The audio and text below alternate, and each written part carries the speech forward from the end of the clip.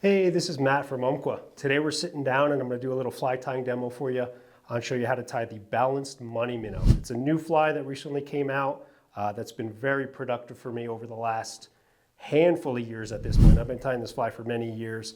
A little backstory on this fly. It is truly a balanced fly. So the pin is on a sewing pin, or the bead is on a sewing pin that's stretched out past the hook eye. That's going to basically put the weight of the fly way out front, and under an indicator it's going to hang horizontal just like it is in the vise now under an indicator. So as it's sitting there, it's not going to be basically vertical. It's going to have a nice horizontal presentation and give a nice little rocking motion as waves on the surface move your indicator up and down. That fly is going to be horizontal but also give a nice little rocking action. And this fly is a little bit of a scaled up, truly a minnow pattern. I wanted something that was a bit bigger than your standard kind of balanced leech that would cross over and cover many different minnow species if the fish are looking for something a little bit bigger than a typical leech. And this guy does that exactly for me. Today we're going to do the pearl one. It's probably my favorite color, and we'll jump right into starting to tie this. First thing I'm going to do is take a sewing pin. You can get these anywhere. It's just a standard sewing pin. Sometimes it's called a sequin pin. It's basically just a straight sewing pin with a little bit of a flat mushroom head on the back. And with this fly being a size 6, we're going to jump up to a 4mm bead. So one problem you might come across when you tie this fly, depending on where you get your beads from. So we have our pin, we have our bead. We are going to put the bead onto the pin backwards. So the countersunk hole goes up to the head of the pin. And again, like I said, depending on which manufacturer you get your bead from, you might find that this 4mm bead basically wants to come off of the pin. So if I try hard enough, I can basically just get it to come right off. So to help kind of counteract that, what I'm going to do is I'm going to put the bead on the pin and put the pin in the vise. So what I'm going to do is basically start with my thread on the pin. And again, you may or may not have to do this. Check with the bead you have and the pin size. If it's nice and tight, you can just basically eliminate this entire step. But what I'm going to do is basically just build a dam right behind the head of the pin. And I want the bead on the pin so that as I'm doing this, I can push this forward and see I can push that right off still. So I'm going to build it a little bit bigger, push this forward, and bam, we're good. Once I can push it pretty hard and it doesn't fall off, we're good. We're just going to throw a wet finish on here. And we're going to take this off of the vise. Just going to set that down for a sec. I'm going to take our hook. We're going to throw a 506 jig hook into the vise. And this is a number 6. This is really the only size I tie this fly in. On this size 6, I think it's plenty big enough. You could go bigger, but I don't really think you need to in most situations. This hook is plenty strong enough to handle any fish. I've caught a lot of big fish in pyramid, particularly the biggest fish I have ever caught in pyramid on this.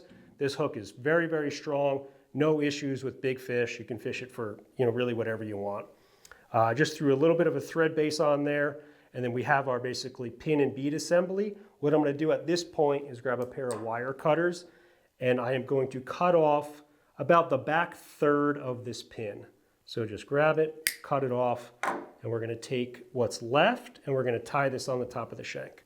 Right now I don't even care. I just do about 3 wraps just to put it on there, no measuring. And then what I'm going to do is it's way too close. I'm going to pull it forward. And now we kind of have to measure. There's a couple reference points.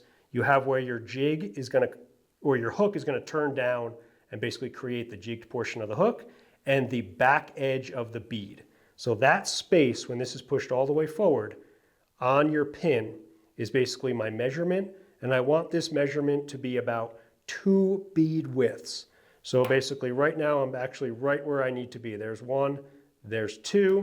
We should be good right there. I'm going to maybe push it in just a 32nd of an inch. So we've got something just like that. Once it's where you want it, we are going to lock it on the top of the hook shank. And before you go nuts with your thread, give it a little bit of a turn. Make sure it is dead center on the top. And once it is, we are going to wrap this down really, really tight. And then once we've got that covered, we're going to jump forward onto the pin and we're going to build a dam. Forward and back right behind the bead. And this is the reason why we put the bead on the pin essentially backwards. So the head ends up going into the countersunk hole, and the small hole, we can lock it forward very, very easily. If we did it the other way, it would look fine, but we wouldn't be able to get that bead locked forward because we couldn't get thread inside of the countersunk hole. So by doing it backwards, basically you solve both of those issues. The head of the pin ends up going into the countersunk hole. You have a very easy way to lock it forward. Now at this point, we're just going to make sure everything is covered with thread. We're going to move our thread back. When you get to here, that where you cut that pin with the wire cutter is extremely sharp and will cut your thread basically every time. So what I'm going to do is I'm just going to jump over that. I'm not even going to mess with that right now. And I'm going to put my thread basically right at the bend. And now we're going to start kind of the tying portion. And what you've done is basically created your kind of chassis, if you will. You've got your hook, your pin, your bead. Your weight is now pushed way out here. When this fly hits the water, basically the counterweight being this far out is going to flip it over and keep it hanging horizontal underwater. So under an indicator, the hook is going to be just like this. It's going to give you a nice horizontal presentation. Under an indicator, when that indicator goes up and down on the surface, it's going to translate right to the fly, and that fly is just going to have a nice rocking motion in the water. Basically stay horizontal, but a tip up and down as the indicator moves up and down. Looks just like a bait fish swimming very slowly in the water, or maybe injured, maybe dying, who knows, but it still has that horizontal presentation versus like if you were to just put a bead on a hook, it would be a vertical, like a woolly bugger would look like this in the water. This fly is going to hang horizontal in the water. First material is going to be the tail, and it's going to be a marabou feather. What I've done is selected a very basically fluffy feather. I could care less what the tip looks like. I want to basically, the middle third of the feather is what I care about. The bottom, I just go and pull that off. Those are usually all matted and twisted and broken. I just immediately get rid of those. Like I said, I don't care about the tip. What I want is this middle third of the feather, and more importantly, kind of the base of the feather itself. I want nice kind of fluffy fibers coming off of here. And what I'm going to do is I'm going to worry about basically taking each feather. I'll get 2 tails out of it. I'm going to take it off each side. So I basically kind of fold down the section that I want, and I'm going to grab it in my left hand, hold it nice and tight. I'm going to take the tip and I'm going to pull this away. So now I've basically taken off the fibers from the stem. I'm going to take the butt ends where that came off of the stem, and I'm going to basically just give them a quick measure. Then I'm going to rotate my hands and I'm going to slide it up just till I get to the kind of the thin tips. And I'm going to take my other hand and I'm going to just break these off with my finger. I don't like to cut them with scissors. That way you get a nice kind of, even though they're broken off, you still get a nice tip to them. If you cut them with scissors, it's way, way too straight. So I like to break them. There's one fiber that didn't want to break. Now what I have in my, basically my fingers is each fiber from that marabou feather is the same length from the tip to the tip. And it gives you a very, very subtle, movement. When this thing is just hanging under the indicator, you're not really stripping this fly very much. It's just hanging static. So by doing this, those fibers are so, so soft. They're just going to undulate and move when they're wet. Now we take this bundle and we're going to basically just measure it to just a little bit longer than the actual fly. So the hook shank, the pin, and the bead, I basically measure that whole entire thing. So I'm going to throw it on there. It's a bit longer. That's going to be my tie-in, switch hands, throw it on, get it locked down, and then I'm going to lift this all up, cut it just so it's a little bit longer than the back end of the pin. And at this point, you can use the marabou butts to cover that really sharp portion of the pin and lock it down, and you don't need to worry about cutting your thread. Usually, sometimes it'll still even cut your thread through that. And you're basically just going to lock this on there. And there's our nice bushy tail. You can go in, and if there's any fibers that are a little bit long, you can even go in and just, again, break them. a nice, bushy, very soft tail. And again, you're gonna get 2 feathers or 2 tails out of this. And the great thing is, once you take the other side of the tail off, you're gonna end up with a perfect marabou tip for another fly, a small streamer, bug, or what have you. So I usually just throw those in a pile and use those on a different fly. The flash on the tail is gonna be midge flash. This is just a small version of crystal flash. I do 3 to 4 fibers per side. The body of this fly is going to be very flashy, so I just like a little bit of flash in the tail. Like I said, I've got 4 in my hand. I'm going to split them, tie 4 down one side, flip them over, tie 4 down the other side, and wrap it right to the base of where you ended that marabou. I'm going to come forward. I'm going to cut these maybe a 1/16 inch longer than the marabou tail, just so they stick out just a little bit. The body of this fly and the next material we're going to tie in is WAPSI Palmer Chenille. I've tried many different things for this fly, and there's 2 reasons why this stuff is the best. Number 1, the fibers when they come out of the core are basically pressed flat, so they're not all at different angles. If you look at it straight on, they're super, super straight, and they come out of the core on one side.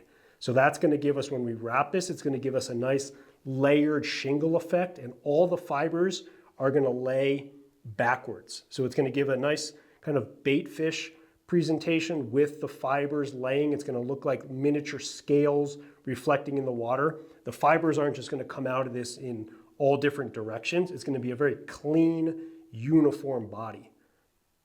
I cut a piece that's, I don't know, 9 or 10 inches long. You need a piece much longer than you think to do this.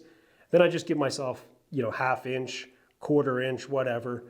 And we're going to take this and we're going to use where we just cut the material off to tie it in. And then what you want to do is you want to tie it in. This has a big twist in it. Don't look at that part. Look at this here. What you want to do is tie it in so that when you first lift it up, the fibers are going towards the tail. If they're going forward, you want to basically redo it and just make sure you tie it in so that your first wrap, you get that one. They're going that way. You're going to get twists in this material, and we can take that out as we wrap it, but you want it to start going that direction. So once you have it where you're happy, move your thread right to behind the bead, and we're just going to basically lift this up and go over the top and start wrapping. And you want your wraps to be pretty tight. You want them to kind of touch the previous turn as you go. And right here where we got that twist, what I'm going to do is just let it kind of loosen in my fingers and let that twist come out of it and keep going the same direction. Just a little bit of kind of finger manipulation with the material when you do get those sections that have that twist in it. You can still use it. You just got to basically kind of get that twist out.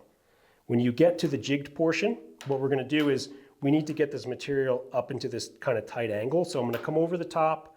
My angle is going to go and match the jigged portion, then come back up and wrap. Match the angle of the hook up and then down, angle up, down, and then basically once you get past about the hook eye, you can just go back to going straight over the top. And we're going to wrap this. As I get closer to the bead, I make the wraps even tighter to build a little bit of a head. I'm going to do one more just to hold it. And then once we get to tight to the bead, 2 or 3 over the top, switch hands, pull up on your material, pull down on the thread, and it's tight. And then at this point, what I'm going to do is take my left hand, I'm going to come forward, fold everything back, and lock it down. And at this point, we can take the material off. We tied it in forward, back, it's not going anywhere at this point. And you can see I have 3/4 of an inch left on that 9-10 inch piece. So you end up using a lot of this material to cover this body. And we're just going to take a couple more wraps just to clean that up. And at this point, basically the tying portion of this fly is done. You can throw a whip finish on here.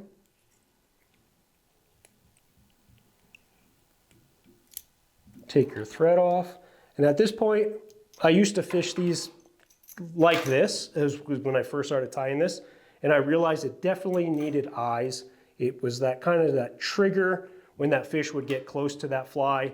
So to add the eyes, what we're going to do is we're going to take some 3D eyes. These are 736, just standard 3D eyes. Obviously, we're going to put one on each side, and then the first application to get these on there is going to be super glue gel. You really do need the gel. Anything that's thin is going to soak into the thread and not really grab the eye. This is going to help hold them on the fly, but essentially it's just going to hold them in place while we do our epoxy work.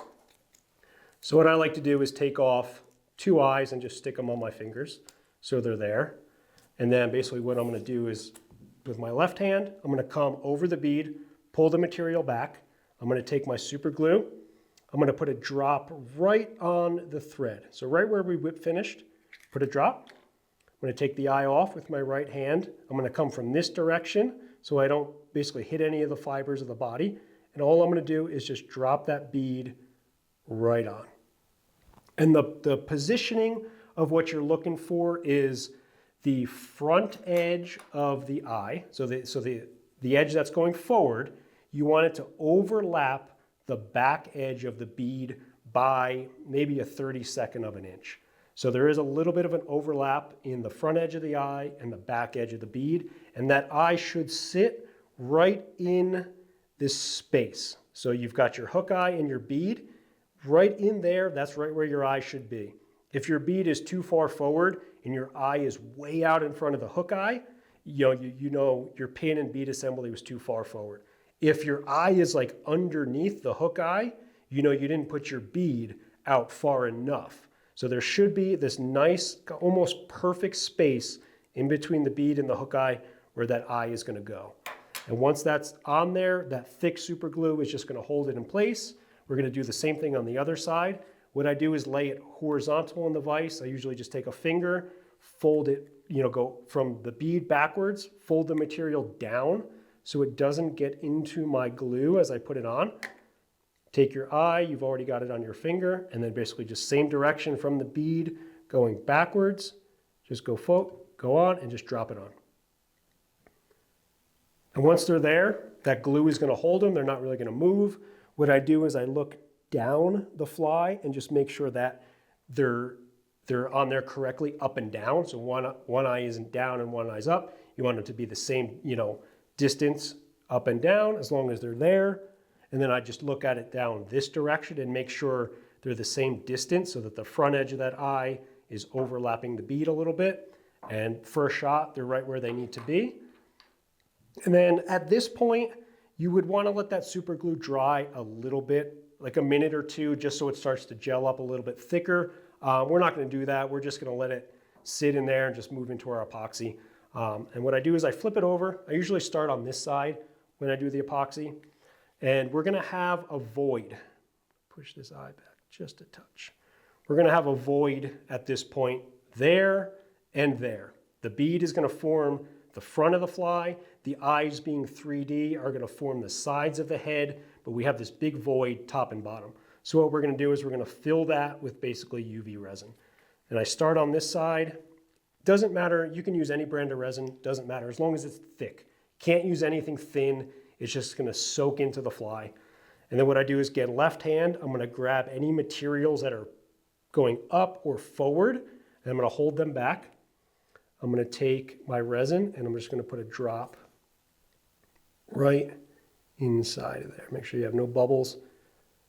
A sizable drop, because we're going to manipulate this and move it around. We're going to take a toothpick and I'm basically going to go back so it's onto the polymer chenille. I'm going to make sure the resin goes forward and covers some of the bead. And then I'm going to go this direction and make sure it touches the inside of the eye. So you want full coverage from the material to the bead and then touching each side on the inside of that 3D eye. I flip it over, let the resin fall just a little bit so it matches the contour of the eye. Flip it back over. Basically, if there's any fibers that are going forward, I pull them, and then you're going to lock that with your resin or with your torch. And give it about 10 seconds. That's a pretty solid amount inside of there, so let it sit for 10 seconds or so. And then we're going to do the same thing on the other side. Resin, forward or from the bead back, grab the material so it's not in your way as you're dropping in your resin. And you're going to fill this void right in between the material. A big air bubble in here. See if I can get it out. Drop it in. And again, your toothpick, you can use a bodkin. I like a toothpick just so I can toss these. You want to make sure you get any air bubble out. And you want this resin to go, again, on the base of the material, even on the bottom of the hook eye, on basically half of the bead, and again on the inside of each 3D eye. And if like I did just there, I dropped the material and it shot up, just grab it, because this glue isn't going to set until you hit it with your torch. So like if you let the material go, there's one fiber that doesn't want to stay back. I just grab it, and when I hit it with my torch, it's going to stay folded back. And again, give that about 10 seconds. And that's really going to lock this head together. Once you're set, you're basically done. I like to give this a coat of some sort of varnish. You can use Sally Hansen's. You can use a very thin UV resin like Solarez Bone Dry. I just like to do one coat to lock everything in place. And what I do with this is just basically take the applicator, put it on, and just basically spin this. And do the eye on top of the 3D eyes and on top of the resin. And then we're just going to basically let that dry. That's going to give a nice, clear, very hard finish to that. And that's basically the finished fly. Once that resin is dry, you're good to go. Thanks for watching.